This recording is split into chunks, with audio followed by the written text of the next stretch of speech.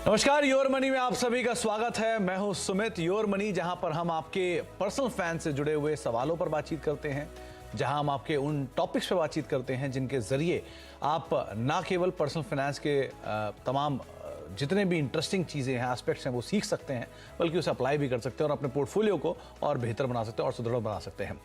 आज बातचीत करने के लिए हमारे साथ विरल भट्ट सर मौजूद हैं और आज वो स्टूडियो में हैं और चर्चा करेंगे हम आज एक इंटरेस्टिंग टॉपिक पर, जो कि है फ्लेक्सी कैप और मल्टी कैप को लेकर। कि अगर आप निवेश करना चाहते हैं तो अक्सर आपने जार्गन्स में सुना होगा फ्लेक्सी कैप और मल्टी कैप के बारे में, और कंफ्यूजन भी रहता है कई बार कि क्या फ्लेक्सी कैप फंड्स के अंदर निवेश करना चाहिए या नहीं करना चाहिए, या मल्टी कैप फंड्स के अंदर निवेश करना चाहिए या नहीं करना चाहिए, और दोनों में अंतर क्या है, दोनों की खूबियां क्या है, इन सब पर हम बातचीत करेंगे। साथ ही साथ आपके सवालों को भी शामिल करेंगे। लेकिन उससे पहले आपको आपकी स्क्रीन के ऊपर एक व्हाट्सएप नंबर दिखाई पड़ेगा, साथ साथ एक मेल आईडी दिखाई पड़ेगा। 70452200 ये हमारा व्हाट्सएप नंबर है, जिस पर आप अपना सवाल भेज सकते हैं, इस कार्यक्रम का हिस्सा बन सकते हैं। आप हमारे साथ सोशल मीडिया के जरिए भी जुड़ सकते हैं। आस्क आवाज योर मनी, ये हमारा हैशटैग है, जिसका इस्तेमाल करके आप अपना पर्सनल फाइनेंस से जुड़ा सवाल भेजें। और साथ ही साथ yourmoney@nw18.com ये हमारा मेल आईडी है, इस पर भी आप अपना सवाल भेजकर हमारे साथ जुड़ सकते हैं और अपना सवाल सीधे सीधे पूछ सकते हैं जानकारों से। विरल सर, नमस्कार, स्वागत है कार्यक्रम में। बहुत लंबे अंतराल के बाद आज स्टूडियो में आपसे मुलाकात हो रही है। तो पहले तो अक्सर जब पर्सनल फाइनेंस की बात होती है तो कन्फ्यूज़न उठता है कि ये मल्टी कैप फंड क्या होते हैं, फ्लेक्सी कैप फंड क्या होते हैं।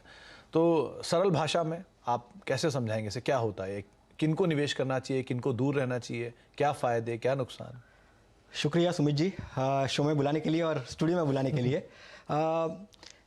पहली बार अगर हम सुनते हैं, यानी अगर कोई निवेशक पहली बार सुनता है कि फ्लेक्सी कैप और मल्टी कैप, तो थोड़ा सा कन्फ्यूजन लगता है। बट सेबी जो security exchange board of India है, ये कन्फ्यूजन को दूर करने के लिए ही ये दो अलग अलग कैटेगरी की है। फ्लेक्सी कैप के बारे में बात करें तो नाम में ही है फ्लेक्सी, तो फ्लेक्सिबिलिटी काफ़ी अच्छी है। मल्टी कैप, अगर मल्टी कैप की बात करें तो जो मार्केट कैपिटलाइजेशन जो सेट किया है सेबी ने, फ्लेक्सी कैप में कोई ऐसा कैप नहीं है। जहाँ पे भी फंड मैनेजर को लगता है, जिस हिसाब से मार्केट है वो हिसाब से वो लोग वो मार्केट कैपिटलाइजेशन में वो डालते हैं। प्रीडोमिनेंटली ऐसा देखा गया है सुमित जी कि मेजरली वो लोग लार्ज कैप में ज़्यादा इन्वेस्ट करते हैं, और मल्टी कैप जो होता है उसमें वहाँ पे डिफाइन कर दिया है कि 25% आपका लार्ज कैप रहेगा, 25% आपका मिड कैप रहेगा और 25% आपका स्मॉल कैप रहेगा, और कुछ हिस्सा वो डेट में भी इन्वेस्ट करते हैं। सिमिलरली फ्लेक्सी कैप में फ्लेक्सिबिलिटी रहती है।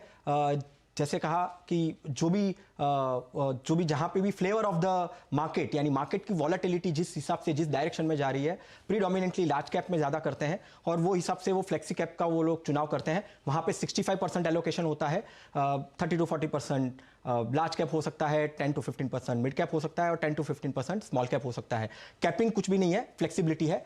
मल्टी कैप में फिक्स्ड 25, 25, 25 और डेट में भी अपॉर्चुनिटी वहाँ पे लेते हैं। अभी रिस्क की बात करें तो फ्लेक्सी कैप में रिस्क कम होता है और रिटर्न्स काफ़ी ज़्यादा हो सकते हैं, क्योंकि वहाँ पे जैसे मार्केट जिस हिसाब से डायरेक्शंस पे जाता है, फंड मैनेजर को लगता है वो हिसाब से वो करते हैं। एक साल के कम समय में आप अगर देखें तो इक्विटी में अगर आपको कोई प्रॉफिट होता है और आपको बुक करना है तो 15% लगता है, और फिर एक साल के बाद जैसे LTCG है, लॉन्ग टर्म कैपिटल गेन, वो वहाँ पर पिक्चर में आता है। तो रिस्क अगर देखें तो फ्लेक्सी कैप में कम है, मल्टी कैप में रिस्क ज़्यादा है। रिस्क क्यों ज़्यादा है? क्योंकि वहाँ पे फ्लेक्सिबिलिटी नहीं है फंड मैनेजर को, वो मार्केट कैप को स्टिक रहता है। 25% उसका मैंडेट है, तो वो लार्ज कैप में बढ़ नहीं सकता है, 25 ही रखना है। मिड कैप में भी 25 से ज़्यादा नहीं जा सकता है और स्मॉल कैप में भी 25 से ज़्यादा नहीं जा सकता है, और वो मैंडेट है तो वो करना ही है उनको, क्योंकि मार्केट अगर वॉलेटाइल रहा, ऐसा देखा गया है कि सुमित जी की जब भी मार्केट की वॉलेटिलिटी आती है और प्रॉब्लम्स आते हैं तो वहाँ पे स्मॉल कैप और मिड कैप थोड़े हिट होते हैं, तो थोड़ा सा है डिसएडवांटेज। बट हाँ, अगर आपकी रणनीति सही रही और आपको लगता है कि आपकी जो इन्वेस्टमेंट का टेन्योर आपने जो डिसाइड किया है वो 7 साल 10 साल से आसपास का है, तो डेफिनेटली मुझे लगता है कि multi cap is a good choice. और अगर आपका टाइम होराइजन, इन्वेस्टमेंट का टाइम होराइजन आपको रखना है 5 to 7 ईयर्स के आसपास, तो आप फ्लेक्सी कैप को भी ऑप्ट कर सकते हैं। तो विरल सर, जो मैं समझा हूँ, फ्लेक्सी कैप मतलब वो जो अपने कैपिटल को लेकर फ्लेक्सिबल है, जितना मर्जी उसमें वो कैपिटल लोकेट कर सकता है, कोई कैप नहीं है, 1। और मल्टी कैप मतलब जिसने मल्टीपल कैपिटल वाले ऑप्शन, जैसे कि large cap, mid cap, small cap या डेट, के अंदर अपना निवेश कर रखा है। क्या ये सही है? सही, एकदम सही है। ओके, तो इस तरह से आप इसको डिस्टिंग्विश कर सकते हैं और दोनों के अलग अलग फायदे नुकसान भी हैं जो आपको विरल सर अभी भी बता भी रहे थे। अगर विरल सर कोई दो फ्लेक्सी कैप, कोई दो मल्टी कैप चुनने हो तो आपका नजर कहाँ होगा? अगर मल्टी कैप की बात करी, ये जो कैटेगराइजेशन की बात, इन्वेस्टर्स में थोड़ी सी कंफ्यूजन आ गई थी कि किस में करे किस में नहीं करे। मैं यहाँ पे मल्टी कैप के पॉइंट ऑफ व्यू से मैं निपॉन मल्टी कैप एक फंड है वहाँ पे मैं सजेस्ट करता हूँ, और एक कॉन्ट का एक्टिव फंड, ये जो है वो दो फंड मैं मल्टी कैप के कैटेगरी में सजेस्ट करता हूँ। और फ्लेक्सी कैप में अगर यहाँ से एंट्री लेनी है किसी को भी, तो एक पराग परिक का फ्लेक्सी कैप फंड है और कैनरा रोबेको का एक फ्लेक्सी कैप फंड है। ये दो फंड मैं फ्लेक्सी कैप के कैटेगरी में मैं सजेस्ट करता हूँ। तो दो नाम आपकी स्क्रीन पर। अगर आप फ्लेक्सी कैप में जाना चाहते हैं तो Parag Parikh flexi cap fund, Canara Robeco flexi cap fund, जिनके अंदर आप निवेश करके जा सकते हैं, निवेश कर सकते हैं। और अगर आप मल्टी कैप फंड्स का चुनाव करना चाहते हो तो Nippon India multi cap fund और क्वांट एक्टिव फंड जो है, ये दोनों में आप निवेश कर सकते हैं। लेकिन दोनों में एक बहुत इंटरेस्टिंग पार्ट ये है कि अगर मिड कैप स्मॉल कैप की रैली चलती है तो मल्टी कैप की आउट परफॉर्मेंस ज़्यादा हो सकती है, और अगर मिड कैप स्मॉल कैप बाजार की तेज गिरावट में गिरते हैं तो मल्टी कैप की तरफ से रिटर्न थोड़ा सा कमजोर हो सकता है। तो ये कुछ ट्रेड्स जो कि आपको विरल सर बता रहे हैं। इसके साथ ही अब शुरुआत करते हैं सवाल जवाब के सिलसिले की और बातचीत कर लेते हैं हमारे पहले दर्शक से। हमारे साथ सृष्टि कपूर मौजूद हैं बातचीत करने के लिए उत्तर प्रदेश से। सृष्टि जी नमस्कार, सवाल पूछिए अपना। नमस्कार सर, मेरा सवाल है कि अभी मैं एसआईपी में 10,000 पर मंथ इन्वेस्ट कर रही हूँ और उसकी पोर्टफोलियो वैल्यू 2 लाख अराउंड है। अभी रिसेंटली स्टार्ट किया है विद इन 1 ईयर। तो अभी इसमें 15,000 और इन्वेस्ट कर सकते हैं, तो कौन से फंड इन्वेस्ट करना चाहिए मेरे गोल के हिसाब से? जैसे मुझे 10 साल में मतलब 50 लाख का चाहिए, तो किस फंड में इन्वेस्ट कर सकते हैं, या इसमें जो एग्जिस्टिंग है उसमें से किसी में रिमूव करना है? ओके, सृष्टि जी, जो 15,000 रुपए का नया निवेश है ये एग्जिस्टिंग एसआईपी के साथ है या इसके अलावा है? इसके अलावा है। इसके अलावा पर मंथ, राइट? जी। ओके विरल सर, बहुत ही साफ गोल, 50 लाख का टारगेट है, 10 साल का नजरिया है। मौजूदा एसआईपी 10,000 रुपए की है, एसआईपी 15,000 की एडिशनल और कर सकती हैं। ये सामने इनका पोर्टफोलियो है जिसमें axis long term equity fund, Kotak fund, Nippon fund and tax relief funds भी हैं। तो क्या फेरबदल करना चाहिए, कोई नया नाम जोड़ना चाहिए, इन्हीं में एसआईपी बढ़ा देनी चाहिए, क्या करें यहाँ? सृष्टि जी को मैं ये सजेशन देना चाहूँगा सुमित जी के, पहले तो मैं ऐसी मेरी समझ है कि अगर मैं सही हूँ, उनका जो ELSS जो 80C का जो कोटा है वो उन्होंने अपनी एग्जिस्टिंग एसआईपी से कंप्लीट किया है उन्होंने। और अभी जो नया है वो मेरे हिसाब से उनको ओपन एंडेड फंड्स में जाना चाहिए जहाँ पे कोई लॉक इन नहीं आता है, क्योंकि ELSS में लॉक इन हो जाता है। तो वो एक फ्लेक्सिबिलिटी मिलती है उनको कि अगर वो उनको स्टॉप करना है या एग्जिट होना है तो कर सकते हैं। तो मेरे हिसाब से उन्होंने जो बोला कि 15,000 वो एडिशनल कर सकते हैं, तो एडिशनल में मेरी सजेशन रहेगी फॉर फ्लेक्सी कैप, पराग परिक का जो एक फ्लेक्सी कैप फंड है वो देख सकते हैं। लार्ज कैप में वो एक SBI ब्लू चिप का एक फंड है, काफ़ी सालों से चलता आ रहा है, काफ़ी अच्छा परफॉर्म कर रहा है, वो ऐड कर सकते हैं। और एक लार्ज एंड मिड कैप, यानी एक फ्लेक्सी कैप में PPFS, लार्ज कैप में एक SBI का ब्लू चिप, और लार्ज एंड मिड कैप में वो एडलवाइस का लार्ज एंड मिड कैप। तो ये 15,000 के पॉइंट ऑफ व्यू से, वो एडिशन के पॉइंट ऑफ व्यू से वो कर सकते हैं। उनका ELSS ऑलरेडी है फंड्स, और ELSS में भी मैं एक सजेशन उनको देना चाहूँगा कि एक एक्सिस का जो उनका लॉन्ग टर्म इक्विटी है और आदित्य बिरला का जो टैक्स रिलीफ है, उनको अगर वो चेंज करके फंड को चेंज करके वो कॉन्ट को टैक्स सेवर में ऐड कर सके और कैनरा टैक्स सेवर को वो ऐड कर सके, तो ये एक रिप्लेसमेंट भी मैं यहाँ पे सजेस्ट करूँगा। और एक फाइनल जो उनका गोल था, तो डेफिनेटली अगर उनको 50 लाख वो गोल अचीव करना है तो 10 साल में वो 25,000 एसआईपी, यानी उनकी 10,000 की एग्जिस्टिंग और 15,000 की नई, वो दोनों मिला के वो आसानी से 50 लाख का जो गोल है वो कंप्लीट हो सकता है। तो सृष्टि जी, आपके सामने कई सारे विकल्प रखे गए हैं, कई सारे नए ऑप्शंस ऐड किए गए हैं, कुछ फेरबदल की बातचीत की है विरल सर ने, आप उनको लागू कर सकती हैं और आपका जो टारगेट है 50 लाख का उसको इजीली अचीव कर सकते हैं। तो 10 साल में 50 लाख के टारगेट, 15,000 रुपये की नई एसआईपी, आप इस तरह के फेरबदलों के साथ आप फर्दर ऐड कर सकती हैं। चलिए आगे भी हम कुछ और बातचीत करते रहेंगे, लेकिन ये 3 नाम आपकी स्क्रीन पर हैं। कौन कौन से 3 फंड जिनको आप फर्दर ऐड कर सकते हैं? Parag Parikh flexi cap, SBI blue chip fund और उसके अलावा Edelweiss large and mid cap fund, जिसको भी आप यहाँ पर शामिल कर सकते हैं। तो एक चुनाव में आप ये नाम को और शामिल कर सकते हैं। अब अपने अगले दर्शक से बातचीत करते हैं। हमारे साथ रचना जी मौजूद हैं बातचीत करने के लिए। रचना जी नमस्कार, सवाल क्या आपका पूछिए।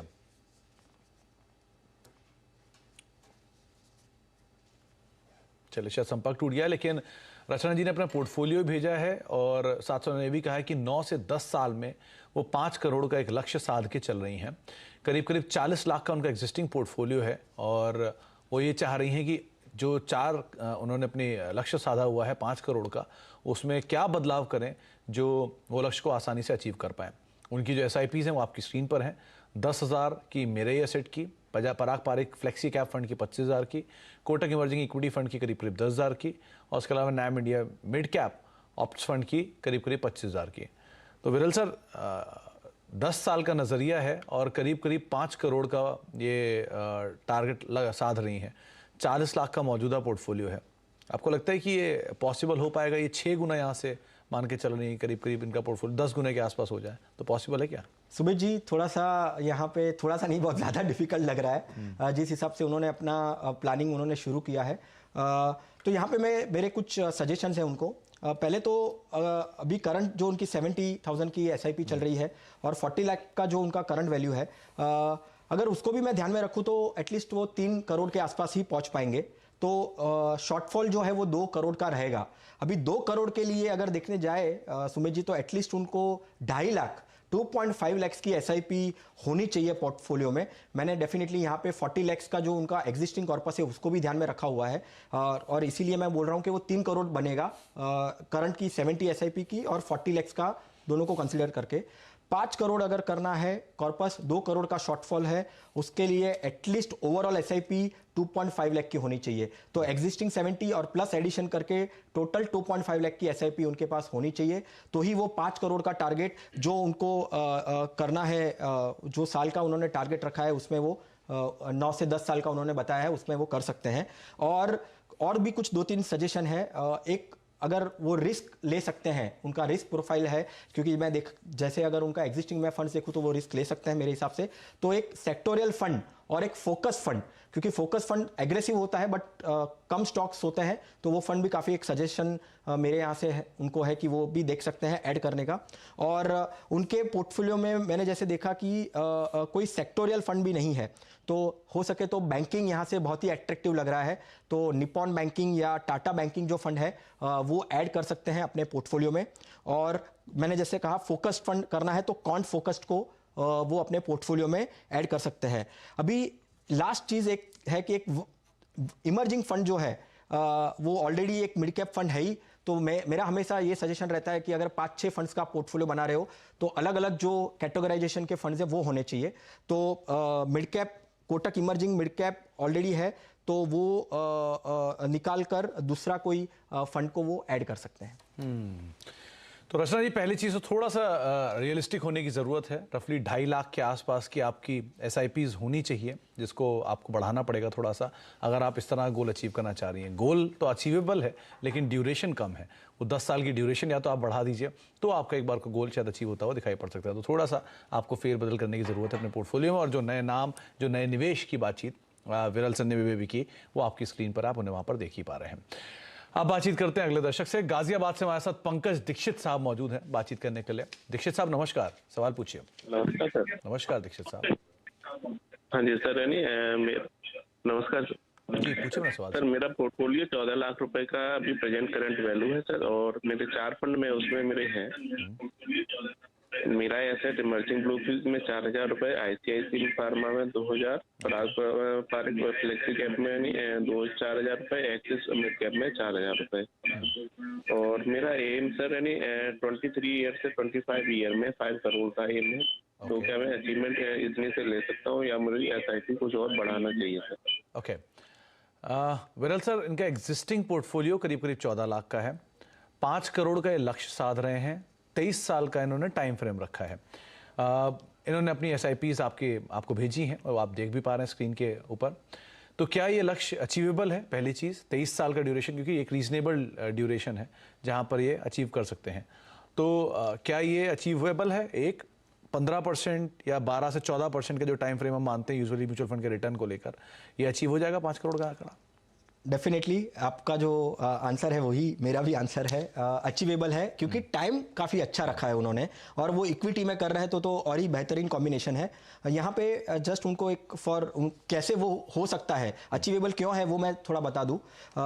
14,000 की एसआईपी कर रहे हैं तो 2.6 करोड़ का कॉर्पस वो 12% के हिसाब से वो रख सकते हैं एक्सपेक्टेशन रिटर्न्स की, कंपाउंडेड रिटर्न कैगर की, तो 2.6 करोड़ अचीव कर सकते हैं।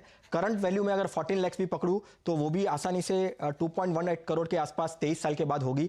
तो एसआईपी की 2.6 और लमसम इन्वेस्टमेंट्स जो भी बन के रखा हुआ है, ठीक है, क्योंकि उसमें तो और भी एसआईपीज जुड़ते जाएंगी और बनते जाएगा, तो 2.18 करोड़ वहाँ से हासिल कर पाएंगे। तो ईजिली अचीवेबल ये टारगेट है, 23 ईयर्स है, काफ़ी अच्छा टेन्योर रखा हुआ है ये टारगेट अचीव करने के लिए।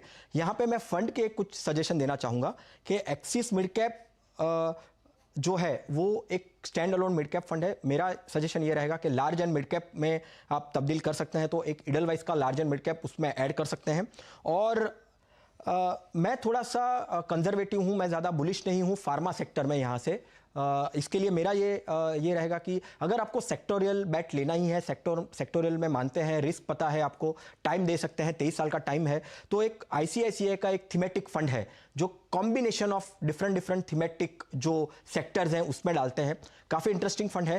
फंड मैनेजर को बहुत ही अच्छी तरीके से पता होता है कि कौन से सेक्टर्स में कभी बैट करना चाहिए, कभी एंट्री लेनी चाहिए, कभी एग्जिट लेना चाहिए। तो ये थीमेटिक जो है वो शायद से आपको ज़्यादा हेल्पफुल कर सकता है ऐसे सिनारियों में। तो फार्मा से आप एग्जिट होके ये थीमेटिक वाले फंड में जा सकते हैं। बाकी आपका जो पोर्टफोलियो है, एक चेंज मैंने बताया है, अदरवाइज तो अचीवेबल काफ़ी अच्छी तरीके से है। तो 23 साल में करीब 2 करोड़ का कॉर्पस आपका बनता हुआ दिखाई पड़ सकता है। आपका ऑलमोस्ट जो गोल है वो अचीवेबल है। कुछ फेरबदल की ज़रूरत यहाँ पे की है, जो कि विरल सर ने आपको बताई भी है।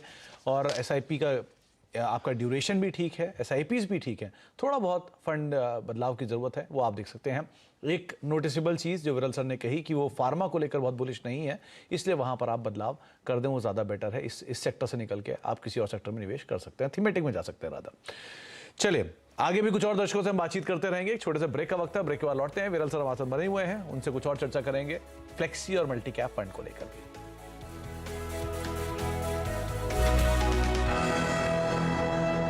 मनी और हम बातचीत कर रहे थे flexi cap, multi cap funds को लेकर भी, और साथ ही साथ हमारे साथ विरल सर मौजूद हैं जो कि आपके सवालों के जवाब दिलवा रहे हैं जिनसे हम, और जो अलग अलग पोर्टफोलियोज को देख रहे हैं किस तरह से फेरबदल की वहाँ पर ज़रूरत है। राघवेंद्र प्रताप सिंह हमारे अगले दर्शक है जो कि वाराणसी से हमारे साथ मौजूद हैं। सिंह साहब नमस्कार, सवाल पूछिए। नमस्कार सर। सर मैंने CNBC आवाज में मैंने अपने सारा क्वेरी दिया हुआ, उसमें मैंने जो आप पोर्टल में देख रहे होंगे सर, 5 फंड मैंने उसमें चूज किया हुआ है, और ऑलरेडी मैं नियर अबाउट 8-10 सालों से मैं इसको फंड में पैसे कलेक्ट कर रहा था। तो सर मेरी क्वेरी ये है कि मेरा जो रिक्वायरमेंट है कि 2 करोड़ का आफ्टर फॉर रिटायरमेंट पर्पज से आफ्टर 20 ईयर होना चाहिए। अभी तक मेरा जो वैल्यू है ऑलमोस्ट 25 लाख अराउंड हो चुका है इसका, ये सारे फंड में मिला के। अभी ये 2 फंड मेरा नया है, SBI निफ्टी 50 इंडेक्स और ICICI प्रूडेंशियल मिड कैप, ये रिसेंटली मैंने किया। अच्छा सिंह साहब, टोटल कितने फंड्स आपने ले रखे हैं? ये 5 है जो लिखा हुआ है। ओके। और दो फंड जो है अभी मैंने रिसेंटली किया है, ऑलमोस्ट 6 मंथ से हुआ होगा। ओके। और सेम SIP साइज है उनका भी? जी। ओके। टोटल वैल्यू जो है सारे फंड का मिला के अराउंड इस समय जो है करेंट है 25 या 26 लाख के अराउंड है अभी जो है मेरे पास। तो क्या मुझे इसमें कंटिन्यू करना चाहिए या किसी में चेंज करना होगा? ओके। विरल सर, 20 साल का नजरिया और करीब 2 करोड़ का कॉर्पस, ये अपने रिटायरमेंट के लिए सोच रहे हैं। 40 साल की उम्र है और करीब 25 लाख अभी पोर्टफोलियो की वैल्यू है, यानी कि यहाँ से भी इनको रफली 8 से 9 गुना ऊपर जाना होगा, तब जाके इनका पोर्टफोलियो वहाँ पहुँचेगा। अचीवेबल लग रहा है 20 साल में? अचीवेबल है, क्योंकि करंट वैल्यू 25 लाख ऑलरेडी हो चुकी है। SIP के फंड के सिलेक्शंस भी काफ़ी अच्छे हैं उनके। अगर मैं बोलूँगा कि अगर यहाँ से ऑल टाइम है तो निफ्टी 50 इंडेक्स डेफिनेटली आपके पोर्टफोलियो में थोड़ा सा आपको कुशन देगा जब भी मार्केट की वॉलेटिलिटी रहेगी। बट टाइम टेन्योर अगर ज़्यादा है तो एक्टिव फंड में अगर आप पार्टिसिपेट होते हैं तो वो फंड के जो रिटर्न्स रहेंगे उसको भी ये बीट कर सकते हैं। जो आपके निफ्टी 50 का इंडेक्स फंड है। बट ओवरऑल आसान तरीके से आप आपका जो टारगेट है वो अचीव कर पाएंगे राघवेंद्र जी। मुझे यहाँ पे सिर्फ एक कंसर्न या क्वेरी मैं बोल सकता हूँ आपके एक क्वेश्चन को देख के। आपने सिर्फ ये रिटायरमेंट का टारगेट रखा है, उसके अलावा और भी कुछ गोल्स हो सकते हैं आपके, शायद से आपने उसके लिए भी प्लान किया हो, और अगर नहीं किया है तो वो हिसाब से आपको एक बार रिस्ट्रक्चर करना चाहिए। आपके कोई भी वित्तीय सलाहकार होंगे, फाइनेंशियल एडवाइजर होंगे, उनको आप पूछ सकते हैं कि मेरा जो गोल है अपार्ट फ्रॉम मेरा रिटायरमेंट और कोई गोल है तो उसको भी ध्यान में रखकर मैं ओवरऑल मैं अचीव कर पाऊंगा कि नहीं। बट हाँ, रिटायरमेंट के पॉइंट ऑफ व्यू से ये जो आप SIP किया है, फंड सिलेक्शन अच्छा है, टारगेट अचीवेबल है। इनफैक्ट आपका टारगेट, आप जितना टारगेट है उससे ज़्यादा अराउंड 2.8 2.9 करोड़ के आसपास आपका अचीव हो सकता है 12% के हिसाब से। तो आपकी SIP सही, आपका निवेश सही, आपका गोल भी सही, लेकिन अगर कुछ एडिशनल गोल्स आपने अपनी ज़िंदगी में साथ रखे हैं इनके अलावा, रिटायरमेंट के अलावा, तो आप उसकी फाइनेंशियल प्लानिंग अलग से भी एक बारी कर सकते हैं। लेकिन सो फार आपके SIPs के अंदर कोई फेरबदल की ज़रूरत नहीं लग रही है और सिचुएशन बिल्कुल सही है। विरल सर, कोई टॉप 4 फंड्स जो आपकी तरफ से हो? टॉप 4 फंड में डेफिनेटली मेरे हिसाब से एक मैं कॉन्ट एक्टिव फंड जो है मल्टी कैप कैटेगरी का, जो मैंने शुरू में बोला, वो एक बार देख सकते हैं। कैनरा स्मॉल कैप फंड जो मेरा फेवरेट फंड है स्मॉल कैप कैटेगरी में, आज यहाँ से स्मॉल कैप कैटेगरी अगर आपका 10 साल से ज़्यादा व्यू है तो कैनरा रोबेको का स्मॉल कैप देख सकते हैं। हाइब्रिड इक्विटी बैलेंस फंड भी बहुत होना ज़रूरी है। आपका टारगेट अगर यहाँ से 5 साल के आसपास है, आप FD में करते हो तो FD का एक ऑल्टरनेटिव, बेटर ऑल्टरनेटिव हो सकता है। 5 साल से ज़्यादा अगर आपका 5 साल से ज़्यादा थोड़ा रखते हैं तो आपको डेफिनेटली इन्फ्लेशन को ध्यान में रखते हुए FD से ज़्यादा मिल सकता है। और एक थीमेटिक, कौन सी थीम चलेगी हम थोड़ा सा डिफिकल्ट होता है हमको चूज़ करना, जज करना। फंड मैनेजर आपका काम करेगा तो ICICI का पूरा thematic fund, so can't active, Canara Robeco small cap, Mahindra hybrid equity और ICICI का थीमेटिक एडवांटेज फंड। तो 4 फंड्स आपकी स्क्रीन पर हैं, आप इन्हें नोट कर सकते हैं, इसकी फोटो खींच सकते हैं कि इन फंड्स पे अगर आप विरल सर के टॉप फंड्स देखना चाह रहे हैं तो ये 4 नाम आप तलाश सकते हैं। बहुत बहुत शुक्रिया विरल सर हमारे साथ मौजूद रहने के लिए, स्टूडियो में आने के लिए, और वो भी इतने बिजी शेड्यूल और साथ इतने ट्रैफिक के साथ यहाँ आने के लिए और हमसे बातचीत करने के लिए। तो फिलहाल अब योर मनी को यहीं समेटेंगे और लगातार CNBC आवाज़ पे खबरों का सिलसिला बना रहेगा।